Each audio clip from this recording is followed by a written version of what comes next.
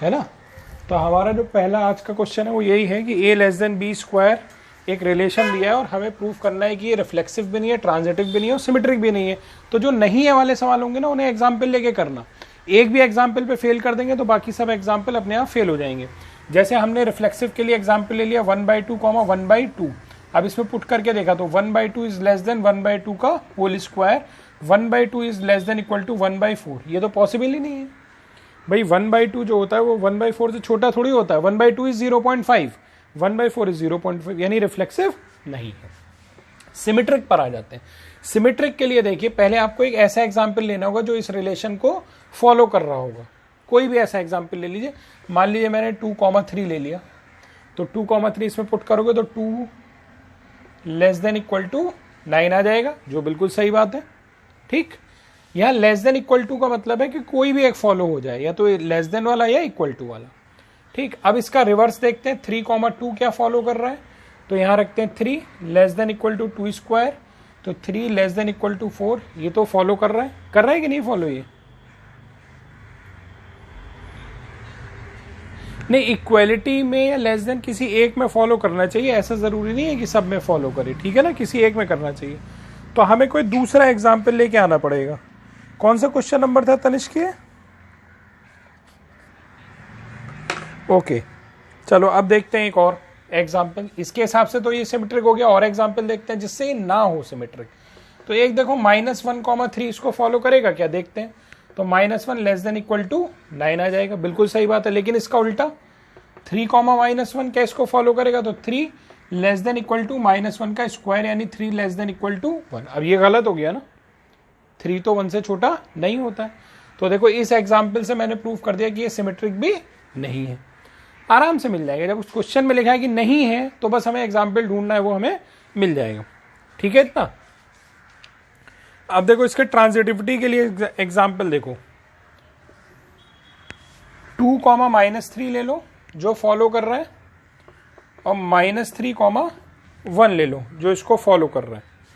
ठीक, अब देखो पहले 2, -3 फॉलो कर रहा है कि नहीं कर रहा है, तो 2 लेस देन इक्वल टू -3 का स्क्वायर 9 फॉलो कर रहा है। -3 लेस देन इक्वल टू 1 का स्क्वायर 1 हो जाएगा, तो -3 तो 1 से छोटा होता है, तो ये भी फॉलो कर रहा है। तो अब आप देखेंगे क्या 2, 1 फॉलो कर रहा है। अब चेक करिए 2, 1 फॉलो कर रहा है क्या। तो यहां रखिए 2 लेस देन इक्वल टू 1 का स्क्वायर, वो 1 आएगा। तो 2 लेस देन 1 है क्या, नहीं है। तो देखो इस एग्जाम्पल से ट्रांजिटिव भी नहीं है। तो बस हमें एग्जाम्पल सोचना है, नोट कीजिए इसको। अब एक्सरसाइज 1.1 है आरडी शर्मा की। इसमें भी आपको यही बताना है कि जो रिलेशंस आपको दिए हैं वो रिफ्लेक्सिव, सिमेट्रिक, ट्रांजिटिव है या नहीं है, ये बताना है। तो पहला इसमें सवाल है, पहला जो रिलेशन इसमें दिया हुआ है वो दिया है x, y, और x, y में रिलेशन क्या है, x and y works at same place. अब तुम्हें बताना है। अब देखो ये थोड़ा अजीब सा सवाल हो गया, इसमें कोई नंबर वगैरह नहीं दिया है, लेकिन रिलेशन तो है ना। जैसे मेरे तुम्हारे बीच रिलेशन क्या है, मैं टीचर तुम स्टूडेंट, तो रिलेशन तो है ही है ना। ऐसा थोड़ी है कि a less than B square वाला ही रिलेशन होगा, a लेस देन बी वाला ही रिलेशन होगा। Relation can be anything between 2 और मोर देन 2 पीपल। अब यहां देखो x and y work at the same place. जैसे मान लो हम और तुम सेम जगह पर काम करते हैं, तो हमारे तुम्हारे बीच एक रिलेशन हो गया ना कि ये एक सेम ऑफिस में काम करते हैं। तो अब इसकी रिफ्लेक्सिविटी चेक करनी है जैसे, ठीक। तो रिफ्लेक्सिव में x, x पे चेक करेंगे हम। अब आप मुझे बताओ, अगर x ऑफिस ए में काम करता है तो ये भी तो ऑफिस ए में काम करेगा, तो दोनों सेम ऑफिस में काम करेंगे ना, तो रिलेशन फुलफिल हो रहा है कि नहीं हो रहा है। तो इसका मतलब क्या हो गया, रिफ्लेक्सिव हो गया। अच्छा अब देखते हैं सिमेट्रिक के लिए। तो सिमेट्रिक के लिए मान लेते हैं कि x, y रिलेशन को फॉलो कर रहे हैं। इसका मतलब क्या हो गया, x और y सेम जगह पर काम करते हैं। तो क्या इसका रिवर्स y, x रिलेशन को फॉलो करेगा? हाँ बिल्कुल करेगा भाई। अगर x और y सेम जगह पर काम करते हैं तो y और x भी तो सेम जगह पर काम करेंगे। सिमेट्रिक हो गया। अब ट्रांजिटिव देखते हैं। तो ट्रांजिटिव में हम मान लेते हैं कि x, y रिलेशन को फॉलो कर रहे हैं और y, z रिलेशन को फॉलो कर रहे हैं, तो हम चेक करेंगे क्या x, z रिलेशन को फॉलो कर रहे हैं कि नहीं कर रहे हैं, ये हम चेक करेंगे। अब देखो, तो x और y अगर रिलेशन को फॉलो कर रहे हैं, इसका मतलब x और y एक ही ऑफिस में काम करते हैं। मान लेते हैं इनका ऑफिस जो है वो टाटा है, ये टाटा में काम करते हैं। y और z भी सेम ऑफिस में काम करते हैं, तो फिर बताओ ये कहां काम करते होंगे दोनों? ये भी टाटा में ही काम करेंगे। तो फिर x और z कहां काम करते होंगे दोनों? तो फिर इसका मतलब x और z रिलेशन को फॉलो कर रहे हैं ना, वो सेम ऑफिस में काम करते हैं। समझ में आ गई इतनी बात? तो ये ट्रांजिटिव हुआ कि नहीं हुआ? ठीक है, नोट कर लीजिए अपने हिसाब से इसमें जल्दी से। चलो क्वेश्चन नंबर 3 देखते हैं इसका। उसमें कह रहा है जो रिलेशन है वो ये है, रिलेशन है a is equal to 1/b, मतलब दो नंबर a और b में रिलेशन क्या है कि a जो है वो 1/b के बराबर है, और जो रिलेशन है वो किन नंबर्स पर है? वो रैशनल नंबर्स पर है। क्यू नॉट मतलब रैशनल नंबर, जीरो को छोड़ करके। ऐसे नंबर आप ले सकते हैं जीरो को छोड़ करके। जीरो क्यों नहीं ले सकते आप कोई भी ए और बी में से? क्योंकि जैसे ही यहाँ नीचे जीरो करोगे तो ये इनफाइनाइट हो जाएगा, तो वो हम नहीं ले सकते। अब देखो जरा, क्या ये रिफ्लेक्सिव है कि नहीं, इसको चेक करते हैं। तो रिफ्लेक्सिव होने के लिए क्या जरूरी है कि a, रिलेशन को फॉलो करे। तो आप अगर इसको इस रिलेशन में पुट करेंगे, यही तो रिलेशन है, तो a is equal to 1/a हो जाएगा। क्या ऐसा हो सकता है कि कोई नंबर अपना ही रेसिप्रोकल हो? बोलिए, नहीं हो सकता ऐसा। आप कहेंगे 1 के लिए हो सकता है कि सर 1,1 के लिए हो सकता है, तो मैं कहूंगा 2,2 के लिए तो नहीं हो रहा ना, क्योंकि 2 और 1/2 तो इक्वल नहीं होते ना, और 2 और 1/2 इक्वल नहीं है। तो इसका मतलब क्या हो गया कि यानी 2,2 रिलेशन को फॉलो नहीं कर रहा। और रिफ्लेक्सिव होने के लिए क्या जरूरी है? जितने a, a हूं, a, a का मतलब 1,1, 2,2, 3,3, 4,4, 5,5, 1/2, 1/2, जितने भी ऐसे वाले हैं वो सब रिलेशन को फॉलो करें। तो केवल एक ही केस फॉलो कर रहा है इसको, बाकी कोई भी फॉलो नहीं करेगा, यानी ये रिफ्लेक्सिव नहीं है। ठीक, एक तो ये हो गई बात। चलो अब हम चेक करते हैं इसकी सिमेट्री। तो सिमेट्री में पहले हमको एक ऐसा लेना पड़ेगा जो इस रिलेशन को फॉलो करे। तो देखिए 2,1/2 ले लीजिए, ये इस रिलेशन को फॉलो कर रहा है कि नहीं कर रहा, रख के देख लेते हैं भाई। एक ही जगह 2 कर लो, इज इक्वल टू 1/1/2। ये 2 ऊपर चला रहेगा तो 2 इज इक्वल टू 2 आया, यानी ये रिलेशन को फॉलो कर रहा है। तो इसका उल्टा 1/2,2, क्या ये रिलेशन को फॉलो कर रहा है? आप चेक करिए, क्या ये रिलेशन को फॉलो करेगा?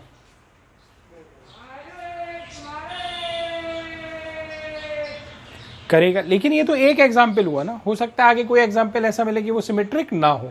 ठीक, तो इसको, हाँ, तो इसको करने के लिए क्या करते हैं हम लोग, एग्जाम्पल से ना लेकर के ऐसे ले लेते हैं। देखो, देखते रहिएगा, अगर a, b रिलेशन को फॉलो कर रहा है तो इसका मतलब a is equal to 1/b। तो क्या इसका रिवर्स b, a रिलेशन को फॉलो करेगा? ये चेक कर लेते हैं हम लोग। तो इसमें रख देते हैं, तो a की जगह क्या आ जाएगा, पहले यहां पर क्या है, b is equal to 1/a। अब आप यहां से देखो, अगर a बराबर 1/b है तो b बराबर 1/a होगा कि नहीं होगा? ये ट्रू है कि नहीं? तो फिर इसका मतलब b, a रिलेशन को फॉलो कर रहा है, इसका मतलब ये सिमेट्रिक होगा। नहीं समझे? ठीक, अब इसको चेक करते हैं हम लोग, ट्रांजिटिविटी चेक करते हैं। बड़ा आसान है, ट्रांजिटिविटी है कि नहीं, बहुत आसान है। देखो, ट्रांजिटिविटी के लिए क्या करेंगे कि a, b रिलेशन को फॉलो कर रहा है, b, c रिलेशन को फॉलो कर रहा है, ये मानेंगे, और फिर चेक करना होगा कि क्या a, c रिलेशन को फॉलो कर रहा है या नहीं कर रहा है। तो a, b अगर रिलेशन को फॉलो कर रहा है तो a is equal to 1/b, यानी पहला वाला a है, दूसरा वाला b है। अब इसमें पहला वाला a है, यानी ये a की जगह, तो b is equal to 1/c, ये हुआ। अब हमें चेक करना है क्या a is equal to 1/c है या नहीं। तो यहां से देखो, a और c में रिलेशन निकालो, तो b गायब कर देते हैं, यहां से b की वैल्यू कितनी है, 1/c, यहां पुट करो, तो a बराबर कितना आएगा, 1/1/c, c ऊपर चला जाएगा, ये तो आ गया a बराबर c, जबकि आना क्या चाहिए था, a बराबर 1/c। तो क्या ये ट्रांजिटिव हुआ कि नहीं हुआ? समझ में आ गया क्यों नहीं हुआ? इसको नोट कर लो। रिलेशन दिया है मॉड के अंदर a minus B less than equal to 5, और a और b क्या हो सकते हैं, ध्यान रखिएगा, इंटीजर्स, +-1 0 +-2 ये सब हो सकता है। चलिए, तो सबसे पहले हम रिफ्लेक्सिव चेक करते हैं। रिफ्लेक्सिव कैसे चेक किया जाता है? जो a, b है उसमें दोनों सेम रख दिए जाते हैं और फिर चेक करते हैं क्या ये रिलेशन फॉलो हो रहा है। तो अगर आप इसमें a, b की जगह भी a रख दो तो क्या हो जाएगा, a माइनस a कितना आएगा, 0 का मॉड, और 0 का मॉड 0 होता है। क्या ये लेस देन इक्वल टू 5 है? बताइए भैया असद।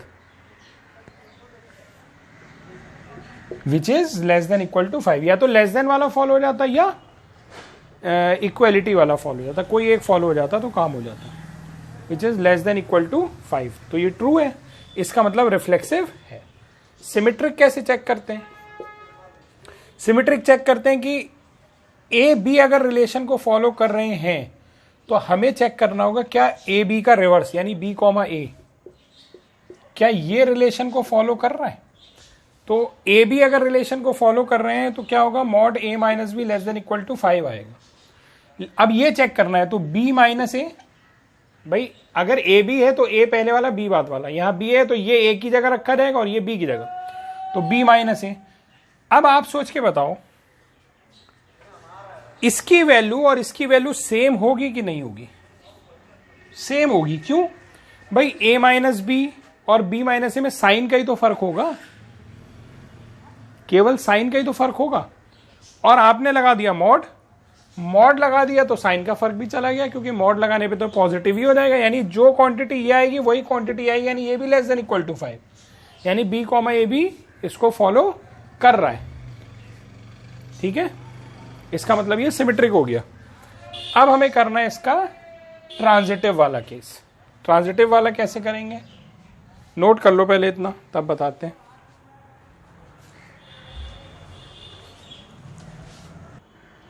अभी फिलहाल के लिए इतना जानिएगा, ट्रांजिटिव के केस करने जा रहा हूं। ये जानिएगा कि मॉड के अंदर कोई भी वैल्यू होती है तो उसकी दो वैल्यू होती है, एक एक्स और एक माइनस एक्स।